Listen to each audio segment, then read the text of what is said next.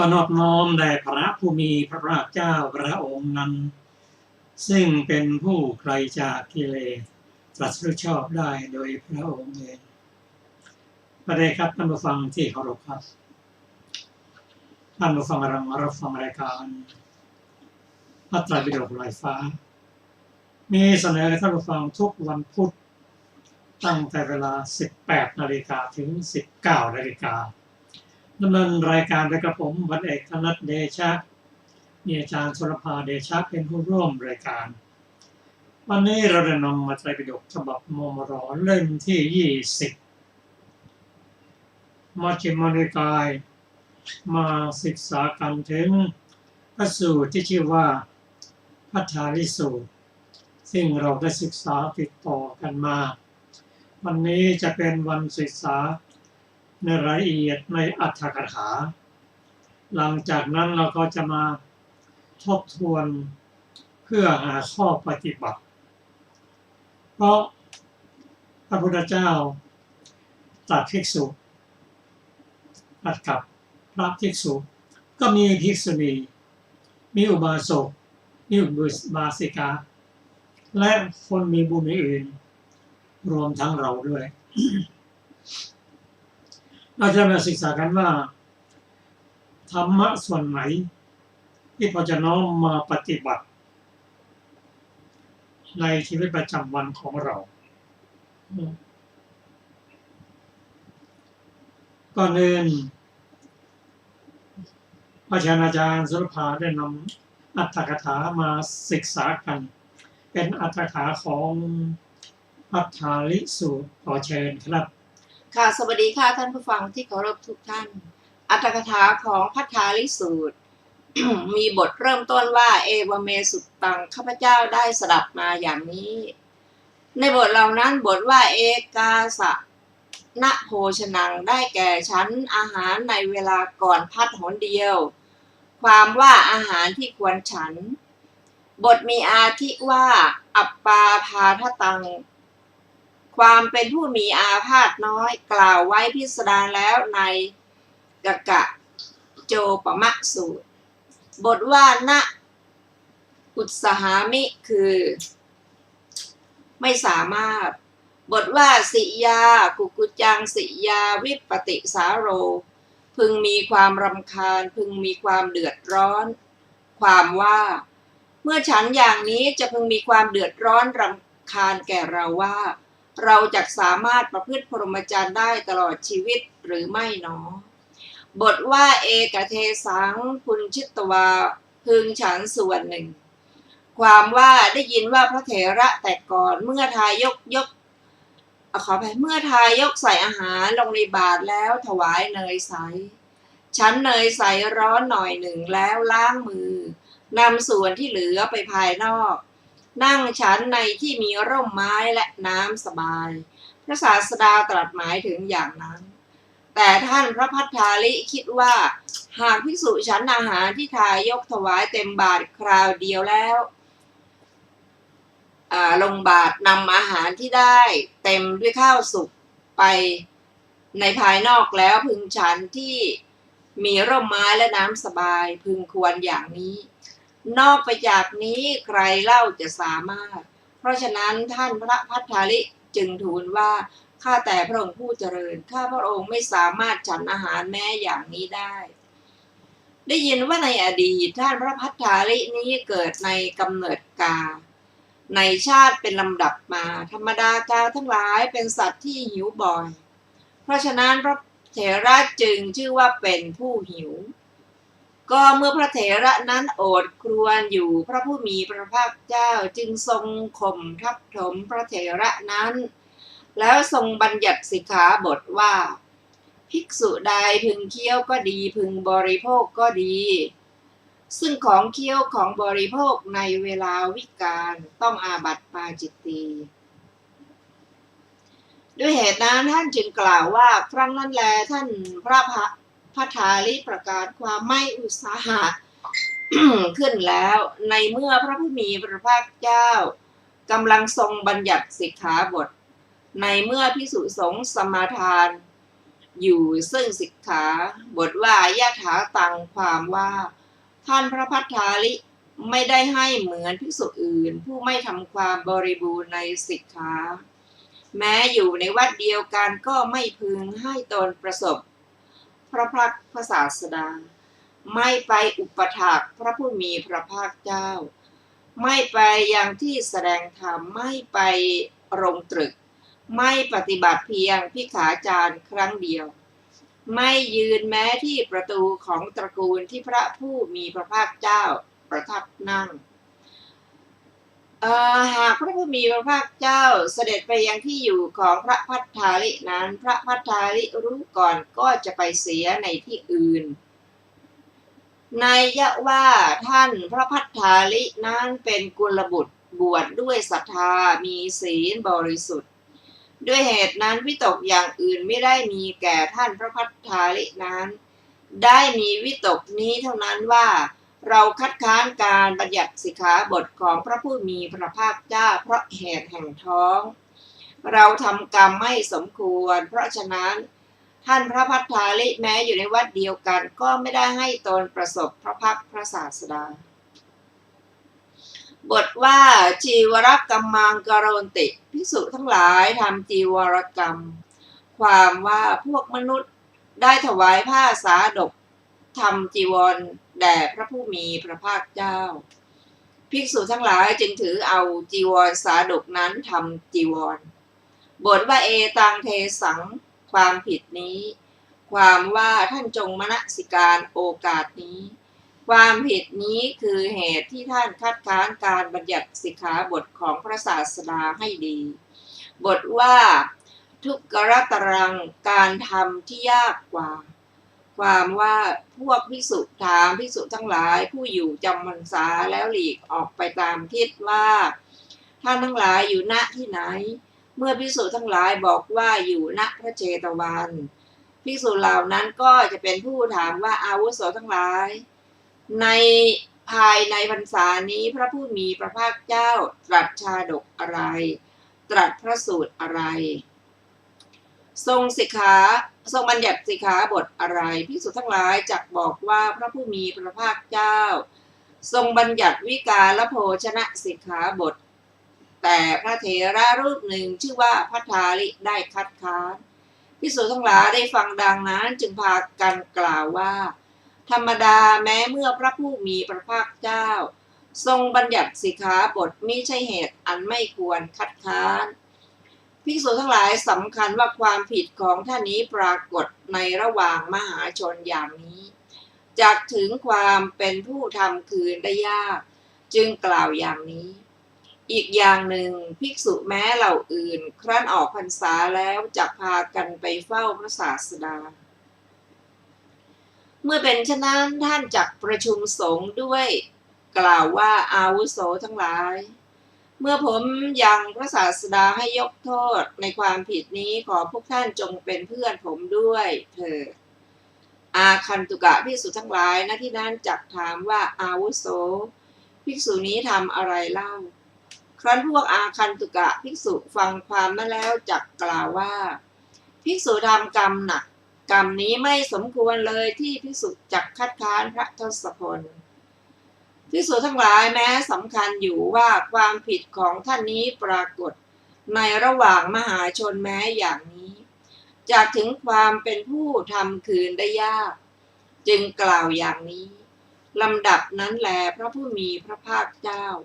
ครั้นออกพรรษาแล้วจักทรงหลีกไปจาริกเมื่อเป็นเช่นนั้นท่านจักประชุมสงฆ์เพื่อขอให้พระผู้มีพระภาคเจ้าทรงยกโทษในที่เสด็จไปแล้วภิกษุทั้งหลายผู้อยู่ในทิศณที่นั้นจักถามว่าอาวุโสทั้งหลายภิกษุนี้ทำกรรมอะไรไว้และอื่นๆแม้สำคัญอยู่ว่าความผิดนี้จักถึงความเป็นผู้ทำคืนได้ยากจึงกล่าวอย่างนี้บทว่าเอตทะโวจะท่านพระพัทธาลิได้กล่าวคำนั้นความว่าท่านพระพัทธาลิแม้สำคัญว่าพระผู้มีพระภาคเจ้าจักยกโทษแก่เราได้กล่าวคำมีอาทิว่าอัจโยมังพันเตข้าแต่พระองค์ผู้เจริญโทษได้ครอบงำข้าพระองค์ดังนี้ในบทเหล่านั้นบทว่าอัจโยคือโทษบทว่ามังอาจจะเข้ามาได้ครอบงำข้าพระองค์คือโทษได้ล่วงล้ำครอบงำข้าพระองค์เป็นไปแล้วบทว่าปฏิคันหาตุคือขอจงทรงยกโทษบทว่าอายติงสังวรายะเพื่อความสำรวมต่อไปคือเพื่อต้องการความสำรวมในอนาคตเพื่อไม่ทำความผิดความพลั้งพลาดเห็นปานี้อีกบทว่าตักขะคือโดยแน่นอนบทว่ายถาธรรมังปฏิกโรสิเธอทำคืนตามชอบธรรมคือเธอดำรงอยู่ในธรรมอย่างใดจงทำอย่างนั้นในบทเหล่านั้นบทขออภัย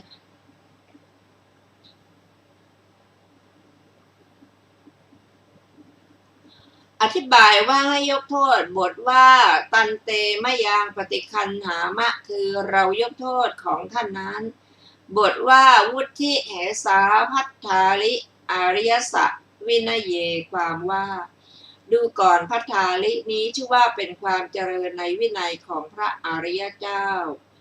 คือในศาสนาของพระผู้มีพระภาคเจ้าการเห็นโทษด้วยความเป็นโทษแล้วทำคืนตามสมควรแก่ธรรมแล้วจึงถึงความสำรวมต่อไปเป็นอย่างไรพระผู้มีพระภาคเจ้าตรัสว่าภิกษุใดทำเทศนาให้เป็นปุคลาธิฐานเห็นโทษโดยความเป็นโทษแล้วทำคืนตามสมควรแก่ธรรมภิกษุนั้นชื่อว่าย่อมถึงความสำรวมต่อไปบทว่าสมะโยปิโคเตพัทธาลิพระผู้มีพระภาคเจ้าทรงแสดงว่าดูก่อนพัทธาลิ แม้เหตุหนึ่งอันควรที่เธอพึงแทงตลอดมีอยู่ เธอก็มิได้แทงตลอดมิได้กำหนดไว้พึงทราบวินิจฉัยในบทมีอาทิว่าอุปโตภาคะวิมุตโตพระอริยบุคคลชื่อว่าอุปโตภาคะวิมุตติเป็นต้นดังต่อไปนี้ บุคคลทั้งหลายผู้มีความพร้อมเพรียงด้วยมรรคในขณะจิตหนึ่งสองจำพวกคือพระอริยบุคคลชื่อธรรมนุสารีหนึ่งพระอริยบุคคลชื่อสัทธานุสารีหนึ่งการที่พระผู้มีพระภาคเจ้าจะทรงให้พระอริยบุคคล7จำพวกเหล่านี้ทำตามคำสั่งก็ไม่ควรเพราะเมื่อพระผู้มีพระภาคเจ้าทรงออกคำสั่งแล้วพระอริยบุคคลเหล่านั้นก็ไม่ควรเพื่อทำอย่างนั้นอันหนึ่ง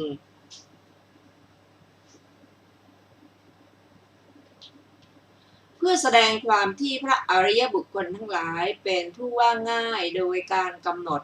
มิใช่ฐานะและเพื่อแสดงความที่พระภัททาลิเถระเป็นผู้ว่ายากพระผู้มีพระภาคเจ้าจึงตรัสบทนี้เพราะเหตุไรพระผู้มีพระภาคเจ้าจึงทรงปรารภเทศนาว่าอปินุตวังตัสมิงสมเยอุกโตภาคะวิมุตโตในสมัยนั้นเธอเป็นพระอริยบุคคลชื่อว่าอุปโตภาคะวิมุตติบ้างหรือหนอเพื่อข่มพระภัททาลิในบทนี้มีอธิบายดังต่อไปนี้ว่าดูก่อนภัททาลิพระอริยบุคคล7จำพวกเหล่านี้เป็นทักขินัยบุคคลในโลกเป็นเจ้าของในศาสนาของเราเมื่อเราบัญญัติสิกขาบทเมื่อมีเหตุอันควรที่พระอริยบุคคลจะพึงคัดค้านการคัดค้านของพระอริยบุคคลเหล่านั้นจึงควรแต่เธอเป็นคนภายนอกจากศาสนาของเราเมื่อเราบัญญัติสิกขาบทเธอไม่ควรคัดค้านบทว่าวิโตตุจโฉเธอเป็นคนว่างคนเปล่าคือพระภัททาลิเป็นคนว่างคนเปล่าเพราะไม่มีอริยคุณในภายในไม่มีอะไรในคำพูดเป็นอิสระบทว่าสถาปิอุปวรติแม้พระศาสดาก็ทรงติเตียนได้ความว่าภิกษุผู้อยู่วัดโน้นเป็นสัตถิวิหาริกของพระเถระรูปโน้นภิกษุชื่อนี้เป็นอันเตวาสิกของพระเถระรูปโน้นเข้าไปสู่ป่าเพื่อยังโลกุตรธรรมให้เกิดแล้วทรงติเตียนอย่างนี้ว่าเพราะเหตุไรภิกษุไม่ทำให้บริบูรณ์ในสิกขาในศาสนาของเราด้วยการอยู่ป่าของภิกษุแม้ในบทที่เหลือก็มีนัยยะนี้เหมือนกันโดยที่แท้เทวดาไม่ติเตียนอย่างเดียวยังแสดงอารมณ์น่ากลัวแล้วทำให้หนีไปอีกด้วยบทว่าอัตตาปิอัตตานังแม้ตนก็ติเตียนตนความว่าเมื่อภิกษุนึกถึงศีลฐานะอันเศร้าหมองย่อมปรากฏจิตย่อมแล่นไปกรรมฐานย่อมไม่ติด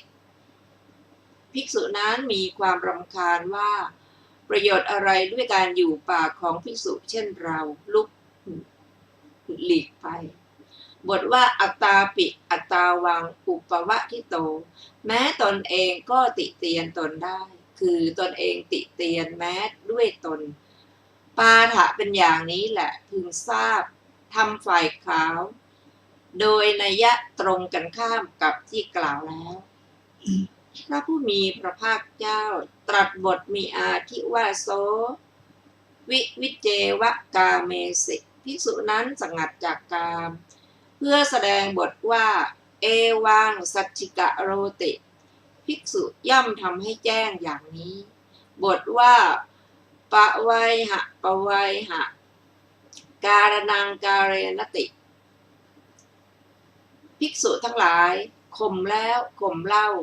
แล้วทำให้เป็นเหตุคือข่มโทษแม้มีประมาณน้อยแล้วทำบ่อยๆบทว่าโนตถาไม่ข่มอย่างนั้นคือไม่ข่มความผิดแม้ใหญ่เหมือนภิกษุนอกนี้แล้วทำเป็นเหตุได้ยินว่าภิกษุนั้นกล่าวว่าดูก่อนภัททาลิผู้มีอายุท่านอย่าคิดไปเลยว่ากรรมเหตุปานนี้ย่อมมีท ท่านจงมาขอให้พระศาสดาทรงยกโทษเถิดแล้วส่งภิกษุรูปหนึ่งจากหมู่ภิกษุให้เรียกพระพัทธาลิมาหาตนหวังการอนุเคราะห์จากสำนักของพระศาสดาอย่างนี้ว่าดูก่อนพัทธาลิเธออย่าคิดไปเลยกรรมเห็นปานนี้ย่อมมีจากนั้นท่านพระพัทธาลิคิดว่าแม้ภิกษุสงฆ์แม้พระศาสดาก็ไม่ได้ปลอบเราเลยแล้วจึงกล่าวอย่างนี้ลำดับนั้นพระผู้มีพระภาคเจ้าเพื่อทรงแสดงว่าแม้ภิกษุสงฆ์แม้พระศาสดาก็ย่อมที่สั่งสอนและสอนผู้ที่ควรสั่งสอนไม่ได้ทรงสั่งสอนและสอนนอกไปจากนี้จึงตรัสบทมีอาทิว่าอิทัพพัทธาลิเอกัจโจดูก่อนพัทธาลิภิกษุบางรูปในธรรมวินัยนี้ในบทเหล่านั้นบทมีอาทิว่าอันเยนันยังอย่างอื่นด้วยอาการอย่างอื่นท่านกล่าวพิสดารแล้วในอนุมานสูตรบทว่าณสัมมาวัตติไม่ประพฤติโดยชอบคือไม่ประพฤติในวัดโดยชอบบทว่าณโลมังวัตเตติไม่ทำขนให้ตกได้แก่ไม่ประพฤติในอนุโลมวัตคือถือเอาย้อนขนบทว่าณนิฐารังวัตติไม่ประพฤติถอนตนออกคือไม่ประพฤติในวัดคือการถอนตนออกไม่พอใจรีบด่วนเพื่อออกจากอาบัติบทว่าตัตระคือในเหตุแห่งการว่ายากนั้นบทว่าอภินหาปฏิโกคือเป็นผู้ต้องอาบัติเนืองบทว่าอาปติภหุโลเป็นผู้มากด้วยอาบัติคือเวลาต้องอาบัติมีมากเวลาบริสุทธิ์ไม่ต้องอาบัติมีน้อยบทว่านะคิปะเมวะอูปะสมติคืออธิกรณ์ไม่ระงับเร็วเป็นผู้นอนหลับนานพระวินัยทรทั้งหลายกล่าวกับภิกษุผู้มาในเวลาล้างเท้าว่าอาวุโสจงไปได้เวลาปฏิบัติแล้วกล่าวกับภิกษุผู้รู้เวลามาแล้วอีกมีอาทิว่าอาวุโสจงไปได้เวลากวาดวัดแล้วได้เวลาสอนสามเณรเป็นต้นแล้วได้เวลาอาบน้ำของเราแล้วได้เวลาอุปถากพระเถระแล้วได้เวลาล้างหน้าแล้วส่งภิกษุผู้มาในตอนกลางวันบ้างในตอนกลางคืนบ้างไปเมื่อภิกษุกล่าวว่าท่านขอรับจะมีโอกาสในเวลาไหนอีกจึงกล่าวคำมีอาทิว่าอาวุโสจงไปเถิดท่านย่อมรู้ถึงฐานะนี้พระเถระผู้เป็นวินัยทรรูปโน้นจะดื่มน้ำมันรูปโน้นจะให้ทำการสวนคือสวนทวารเพราะเหตุไรท่านจึงรีบร้อนนักเล่าแล้วนอนหลับนานไปบทว่าขิปะเมวะอูปะสมติอธิกรณ์ย่อมระงับเร็วคือระงับเร็วไม่นอนหลับนานภิกษุทั้งหลายผู้มีความขวนขวายกล่าวว่าอาวุโสทั้งหลายภิกษุรูปนี้เป็นผู้ว่าง่ายชื่อว่าภิกษุผู้อยู่ในชนบทย่อมไม่มีความผาสุกมีการอยู่การยืนและการนั่งเป็นต้นในเสนาสนะท้ายบ้านแม้ภิกขาจารย์ก็ลำบากอธิกรณ์ของภิกษุรูปนั้นระงับได้เร็วแล้วประชุมกันให้ภิกษุนั้นออกจากอาบัติให้ตั้งอยู่ในความบริสุทธิ์บทว่าอาทิจจาปฏิโกคือภิกษุเป็นผู้ต้องอาบัติเป็นบางครั้งภิกษุนั้นแม้เป็นผู้มีความละอายเรียบร้อยก็จริงแต่เพราะภิกษุนั้นเป็นผู้ว่ายากภิกษุทั้งหลายจึงต้องปฏิบัติอย่างนั้นบทว่าสัทธามัตตะเกนะวหาติเตมะมัตตะเกนะภิกษุบางรูปนำชีวิตไปด้วยศรัทธาพอประมาณ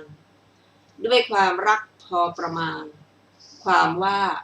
ภิกษุบางรูป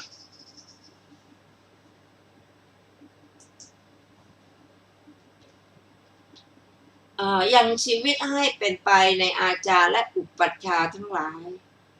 ด้วยศรัทธาเกี่ยวกับครอบครัวมีประมาณน้อยด้วยความรักเกี่ยวกับครอบครัวมีประมาณน้อยชื่อว่าบรรพชานี้เช่นกับถือเอาปฏิสนธิภิกษุบวชใหม่ยังไม่รู้คุณของบรรพชายังชีวิตให้เป็นไปด้วยความรักพอประมาณในอาจารย์และอุปัชฌาย์เพราะฉะนั้นควรสงเคราะห์ควรอนุเคราะห์ภิกษุเห็นปานนี้พระภิกษุทั้งหลายครั้นได้สงเคราะห์แม้มีประมาณน้อยและตั้งอยู่ในบรรพชาจักเป็นมหาสมณะสำเร็จอภิญญาพระผู้มีพระภาคเจ้าทรงแสดงความข้อนี้ไว้ว่าพระศาสดาย่อมทรงสั่งสอนผู้ที่ควรสั่งสอนด้วยกถามรรคประมาณเท่านี้นอกนี้ไม่ทรงสั่งสอนบทว่าอัญญายะสันทหิงสุคือภิกษุดำรงอยู่ในอรหัตผล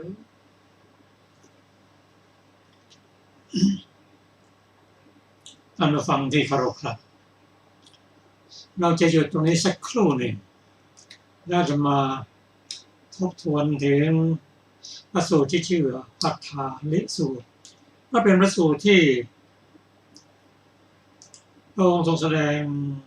แก่ภิกษุภิกษุณีอุบาสกอุบาสิกาและผู้มีบุญทั้งหลายเราจะมาศึกษากันว่าเราจะน้อมนำส่วนไหนมาปฏิบัติได้บ้างก็จะทำให้การศึกษาพระพุทธศาสนาตามพระไตรปิฎกหรือพระไตรปิฎกไร้ฟ้านั้นมีประโยชน์แก่ผู้ฟังและชาวพุทธทั่วไปขอเชิญพักสักครู่หนึ่ง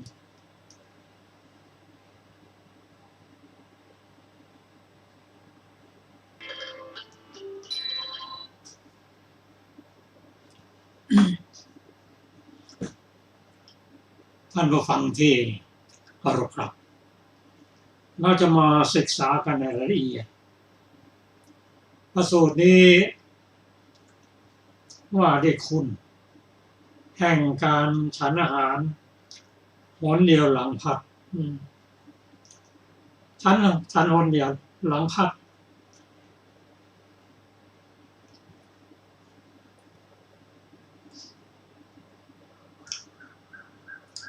เพราะว่าเหตุผลนั้นพระพุทธเจ้าตรัสว่าการฉันอาหารเวลาพัดนั้นก็คือทำให้เป็นผู้มีอาพาธน้อยโรคเบาบางกายเบาอยู่สุขสำราญพระพุทธเจ้าตรัสว่าแม้เธอทั้งหลายก็จงมาฉันอาหารเวลาก่อนพัดครั้งเดียวก็จะรู้สึกเป็นผู้มีอาพาธน้อยมีโรคเบาบางกายเบามีกำลังและอยู่สุขสำราญพระองค์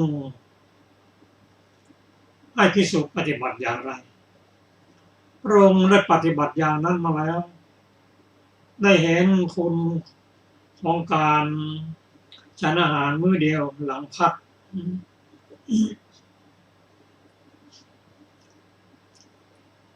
อันนี้เป็นข้อปฏิบัติของผู้ที่ปรารถนาจะพ้นจากทุกข์เพราะว่าอะไรเรื่องอาหารนั้น ในพระสูตรกล่าวว่าอาหารกับ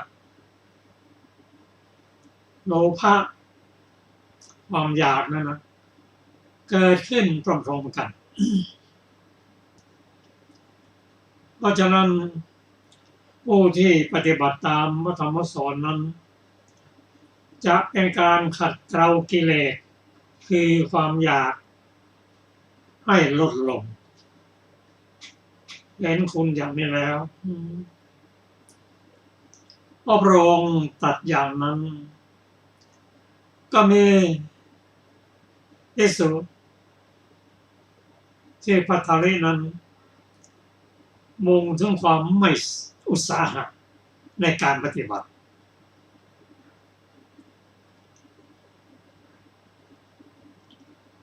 การบัญญัติข้อปฏิบัติของสงฆ์นั้นพระองค์จะทำต่อเมื่อเหตุการณ์เกิดขึ้นแล้วถ้ายังไม่เกิดขึ้นก็ยังไม่บัญญัติ ถามว่า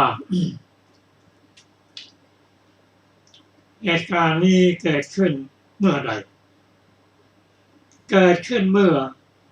ภิกษุภัททารินั้นประกาศความไม่อุตสาหะแล้วว่าพระพุทธเจ้าข้าถ้าพระองค์ไม่สามารถจะฉันมื้อเดียวได้เพราะเกิดความรำคาญไม่สบายด้วยพระมหากรุณาธิคุณก็บอกว่าภัททาริถ้างั้นนะเธอไปฉันที่อื่นนะครับแบ่งอาหารไว้ส่วนหนึ่งมาฉันต่อภายในก่อนเที่ยง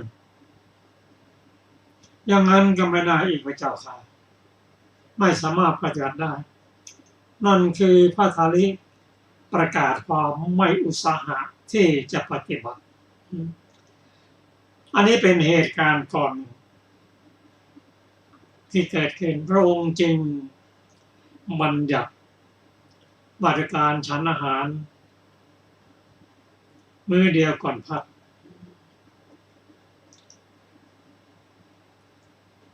ทั้งนี้เพื่อประโยชน์เกื้อกูลต่อภิกษุผู้ปรารถนาจะพ้นจากทุกข์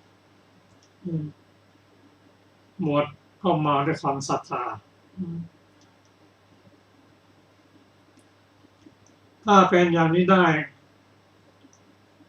ก็จะได้เป็นส่วนหนึ่งของความสมบูรณ์ในสิกขาสามมีศีลสิกขาจิตตสิกขาและปัญญาสิกขาในการน้อมมาศึกษาประพฤติให้สมบูรณ์เพราะว่าความสำเร็จในการอยู่ประพฤติพรหมจรรย์นั้นก็จะต้อง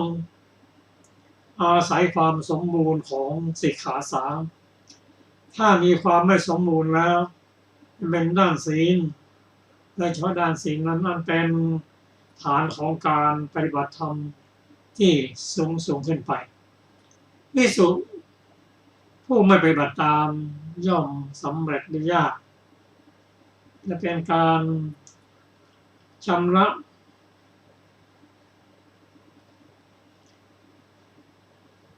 ให้ห่างจากกามฉันทะก็ดีให้ห่างจากอกุศลธรรมก็ดีเริ่มตั้งแต่นี้เลยถ้าสิกขาสามดีแล้วสามารถที่จะเจริญสมาธิได้แล้วถ้าศีลไม่ดีสมาธิก็ไม่ดีปัญญาก็ไม่ดีตามไปด้วย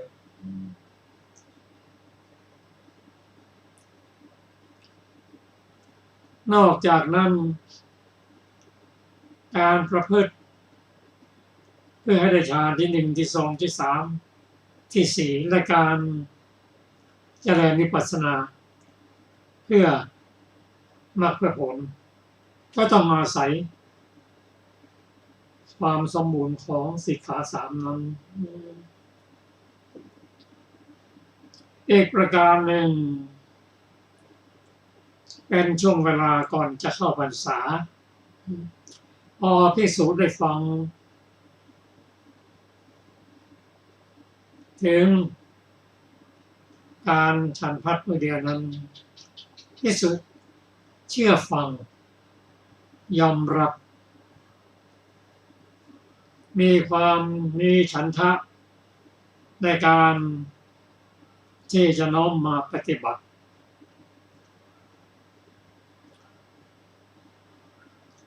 ตรงกันข้ามกับภัททาลิภิกษุนั้นพระองค์ทรงประกาศบัญญัติและภิกษุอื่นพร้อมกันสมทานนั้นเธอหายหน้าไปเลยทั้ง3 เดือนไม่เคยมาประสบพระพักตร์เพื่อปฏิบัติอะไรเลยส่วนภิกษุผู้สมบูรณ์ด้วยสิกขา3นั้นท่านน้อมไปปฏิบัติใช้เวลา1 เดือนก็เกิดมรรคเกิดผลตามสมควรแก่การปฏิบัตินั้นได้ก็ออกภาษาแล้วก็มารายงานผลต่อพระผู้มีพระญาณ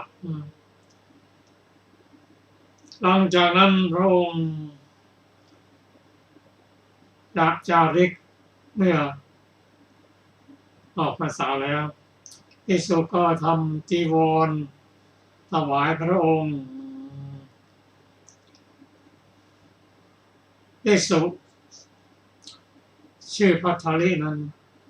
จะว่าไปแล้วเธอคงเดือดร้อนใจเพราะว่าคนอื่นได้มรรคได้ผลหมดแล้วเธอเองไม่ได้อะไรสักอย่างการปฏิบัติไม่ถูกตรงต่อสิกขา3นั้นโดยเฉพาะการฉันอาหารนั้นพระพุทธเจ้ารู้อภิสุสงฆ์รู้อุบาสกอุบาสิการู้เทวดาก็รู้และตำหนิด้วยทนไม่ได้มาพบ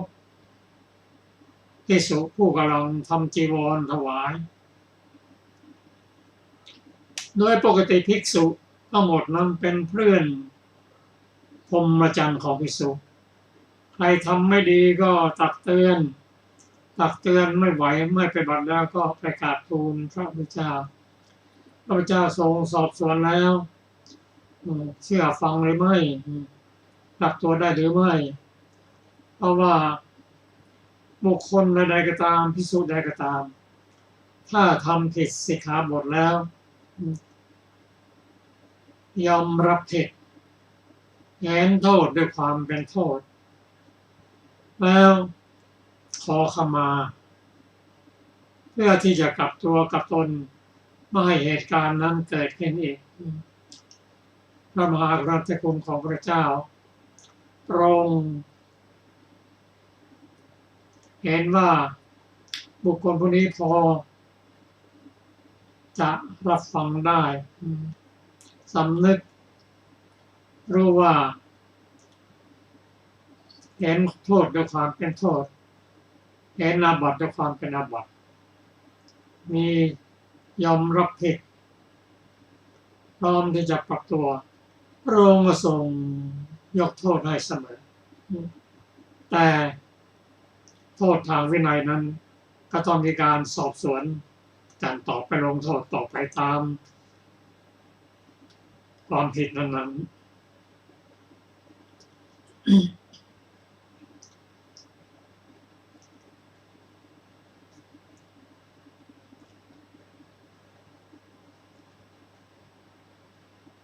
ภิกษุผู้ที่เป็นกัลยาณมิตรนั้นฝ่ายดูแลเป็นส่วนแรกที่จะทำการสอบสวนตักเตือนให้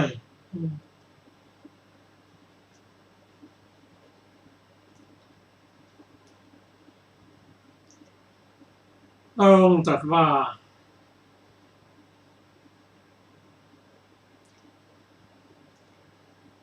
ภิกษุมากรูป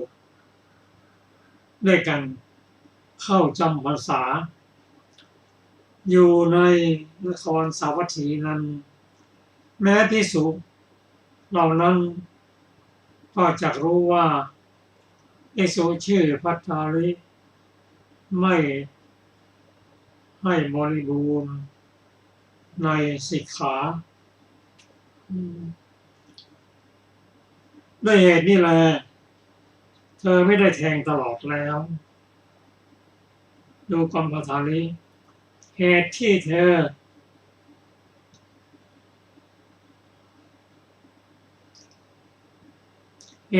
อต้องแทงตลอดว่าภิกษุณีมากรูปด้วยกันจำพรรษาอยู่ในนครสวัสดีเขารู้หมดแม่มาโศกวสิกาย่อมรู้หมด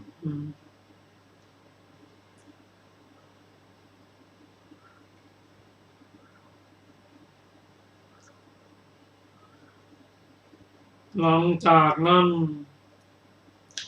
พัทริได้รับการตักเตือนจากพระพุทธเจ้า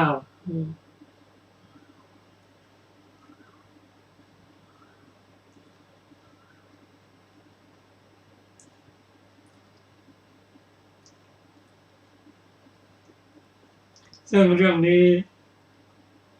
ท่านพัทริได้ทูลถามพระเจ้าด้วยความสงสัยว่าในสมัยก่อนมาเจ้าค่ะ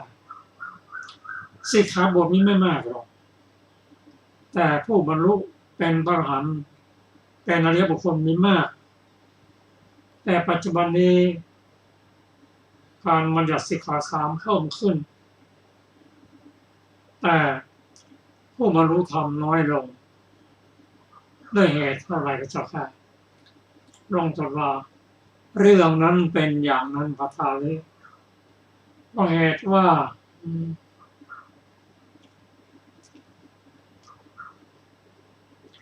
ในสมัยก่อนนั้น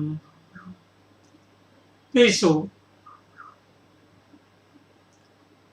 มีไม่มาก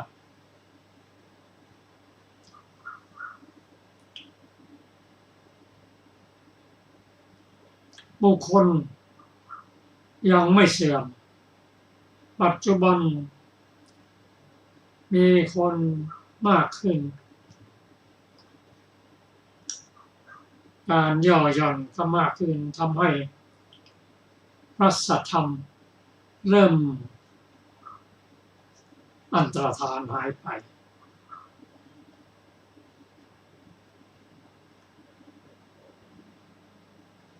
นั่นคือภิกษุมากขึ้นลาภสักการะมากขึ้นปฏิบัติย่อหย่อนการบรรลุธรรมจึงลดลง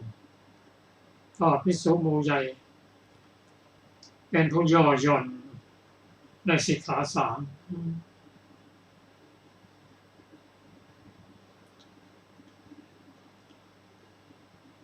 ในการระงับอธิกรณ์ในทางพุทธศาสนานั้นพระองค์แสดงไว้เป็นขั้นเป็นตอนเช่นภิกษุบางรูปนั้นทำเป็นอาบัติบ่อยๆสั่งสมไว้มากภิกษุผู้กัลยาณมิตรนั้นตักเตือนก็ไม่เชื่อเอาสิ่งอื่นมากลบเกลื่อนก็อธิกรณ์ก็เกิดขึ้นถ้า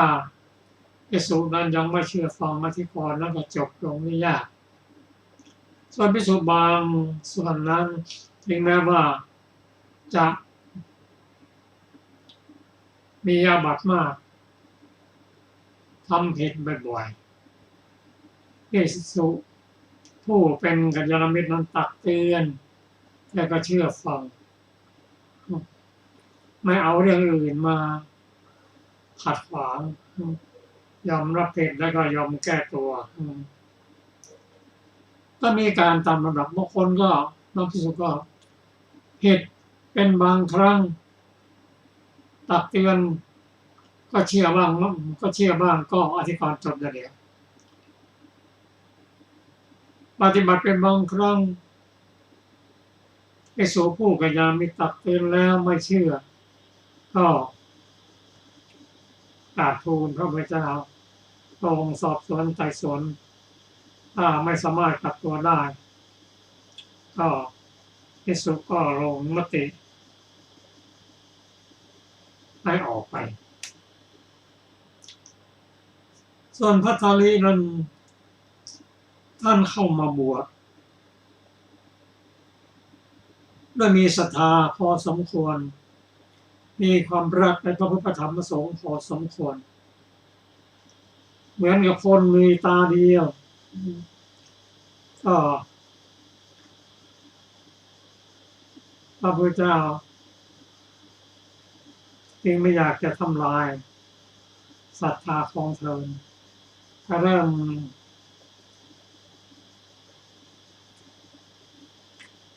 ประคบประหงมเตือนแล้วเตือนอีกขอด้วยพระมหากรุณาธิคุณ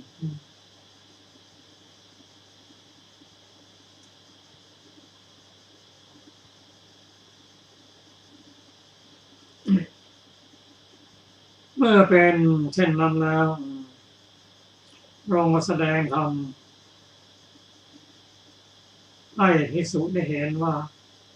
ทุกขั้นตอนของ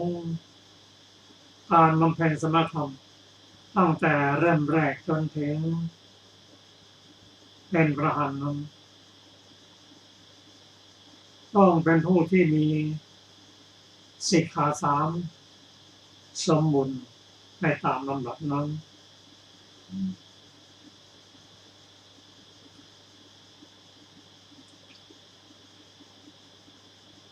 องค์ทรงยกตัวอย่างให้ฟังทุกขั้นทุกตอนว่าจะต้องได้รับการอบรมฝึกแล้วฝึกเล่าจนมีสิกขาสมบูรณ์พระองค์ทรงเปรียบด้วยอาชาหรือม้าซึ่งสารถีผู้ฝึกนั้นจะต้องฝึกให้เป็นตามกฎตามเกณฑ์อย่างนั้นเมื่อได้ม้าตัวงามๆมาแล้วคำว่าม้าตัวงามนั่นก็คือหนึ่งมีสีงามรูปงามรูปร่างสมสัดส่วนสองแข็งแรงสามฝีเท้าเร็วอันนี้เป็นส่วนเบื้องต้นต่อไปสารถีก็ฝึกให้ใช้บังเหียนลมบังเหียนลมไม่ยันและจนฟุ้นจนใครได้ครับฝึกให้เดินวิ่งรอบวงกลมสอนให้เดินอย่างเงียบตอนฟังแล้วเกือบไม่ได้ยินฝึกให้รู้จัก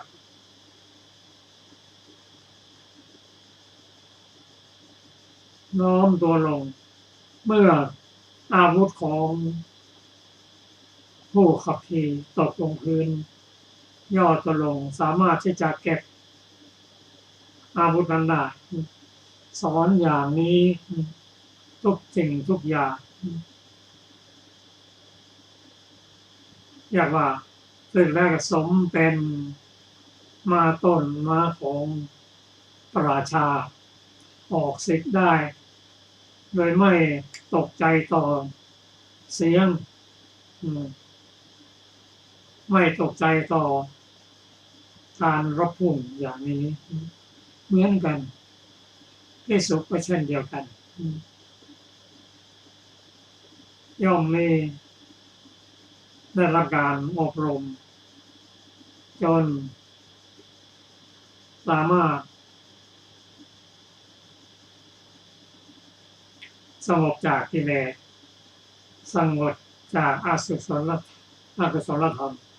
สงบจากกามนั่งเจริญจนได้ฌานที่หนึ่งฌานที่สองฌานที่สามฌานที่สี่เมื่อจิตใจสงบไปแล้ว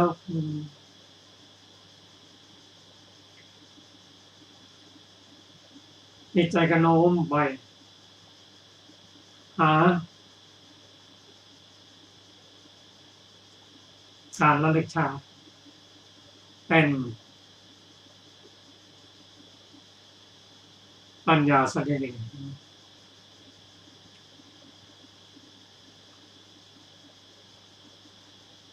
เมื่อจิตใจสงบแล้วก็โน้มไปในทางเจตุปปาตญาณเห็นสัตว์เกิดสัตว์ตายเร็วประณีตเมื่อจิตใจสงบนิ่ง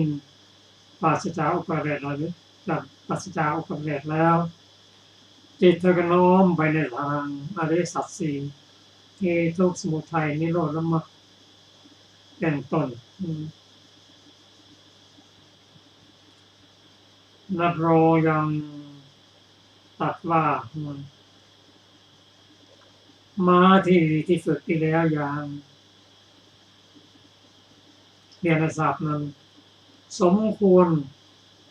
เป็นม้าของราชาซึ่งพระราชาว่าเป็นส่วนหนึ่งของพระองค์เป็นองค์ข้าพยศหนึ่งทีเดียวส่วนภิกษุผู้ปฏิบัติได้อย่างนี้มีคุณธรรม10ประการเป็นคุณธรรมของอคีนศพได้แก่อะไรมั่งได้แก่อริยมรรคองค์8ถ้ามีอีก2ก็คือสัมมาญาณะและสัมมาวิมุตติเป็น10ประการคือสัมมาทิฏฐิสัมมาสังกัปปะสัมมาวาจาสัมมากัมมันตะสัมมาอาชีวะสัมมาวายามะสัมมาสติสัมมาสมาธิสัมมาญาณะและสัมมาวิมุตติเป็นต้นซึ่งควรที่เขานำมาบูชาควรแก่การต้อนรับควรแก่การรับทักษิณาทานควรแก่การกราบไหว้บูชาอันนี้เป็นความสำเร็จอันเกิดจากสิกขา3ทั้งสิ้นเมื่อเราพูดถึงวิสูตรนี้เราสามารถที่จะน้อมมาปฏิบัติได้ตามพระคำสอนของพระพุทธเจ้าเราศึกษาร่วมกันไม่ใช่ใครเป็นผู้สอนแต่พระพุทธองค์เป็นผู้สอนภิกษุภิกษุณีอุบาสกอุบาสิกาและรวมทั้งพวกเราด้วยซึ่งเริ่มต้นด้วยอาหารนั้นถ้าเราน้อมมาปฏิบัติได้ตามสมควรผู้มีศีล5ศีล8ก็ไปตามลำดับแล้วมีอีกสิ่งหนึ่งที่พระองค์ทำให้รู้จักสำรวมในการประมาณรู้จักประมาณในการบริโภคเช่นเราจะกินข้าวรู้จักประมาณว่าวัตถุประสงค์เพื่ออะไรเราจะใส่เสื้อผ้าจะน้อมมาพิจารณาว่าวัตถุประสงค์เพื่ออะไรจะสร้างบ้านสร้างช่องการรักษาตัวได้เจ็บไข้ได้ป่วยนั้นต้องนำมาพิจารณาอะไรบ้างอันนี้เป็นข้อปฏิบัติที่เราพอจะน้อมมาศึกษาได้ส่วนพระโสองค์เจ้านั้นแน่นอนเวลาท่านฉันอาหารนั้นท่านพิจารณาก่อนฉันทีเดียวว่าอาหารที่จะฉันนี้ไม่ใช่ฉันเพื่อสนุกสนานไม่ฉันเพื่อมอมมันเพื่อแต่กำลังทางกายไม่ใช่ฉันเพื่อตกแต่งประดับประดาแต่ฉันเพื่อระงับเวทนา เก่าและไม่ให้เวทนาใหม่เกิดขึ้นซึ่งเรื่องเวทนานั้นเป็นเรื่องที่ต้องพิจารณาอีกทีเพราะเป็นเรื่องละเอียดอ่อนและฉันเพื่อให้กายตั้งอยู่ได้ฉันเพื่อให้มีชีวิตอยู่ได้เพื่อจะได้บำเพ็ญสมณธรรมเพื่อประโยชน์แก่การประพฤติธรรมท่านพิจารณาอย่างนี้เราก็น้อมมาปฏิบัติตามสมควรพิจารณาถ้าทำได้อย่างนี้ก็ทำให้เราลดความอยากลงไปมีจิตใจสงบเยือกเย็นอาหารไม่อร่อยก็ไม่โกรธเคืองอาหารอร่อยมากก็ไม่ละโมบกินเกินไปก็จะทำให้อยู่เป็นสุขสำราญท่านผู้ฟังที่เคารพครับรายการอัตรดกไฟฟ้าก็มาถึงสุดท้ายก็ขอบพระคุณผู้ฟังทุกท่านที่ติดตามรายการนี้เราจะพบกันใหม่อีกครั้งหนึ่งในวันพุธหน้าสำหรับวันนี้สวัสดีครับ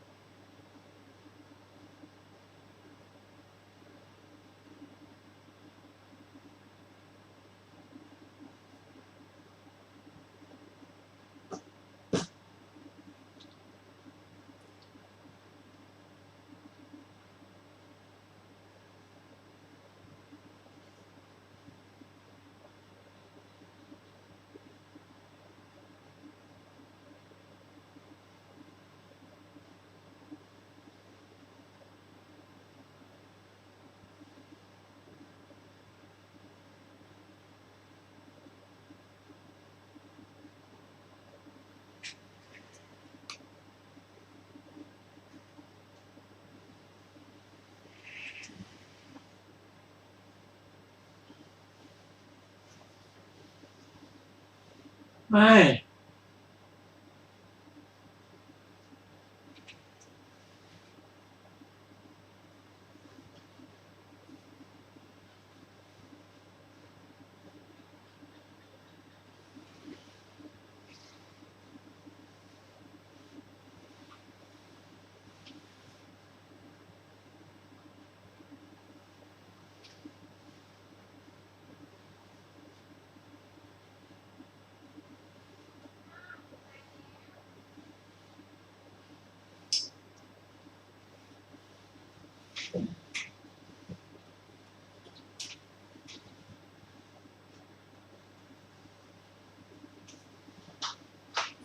ยืนป้ามาเป็นเก่งกับเราฮะอย่างนะไปปิดแอร์แล้วไม่เครื่องเลยเปิดประตูอย่าง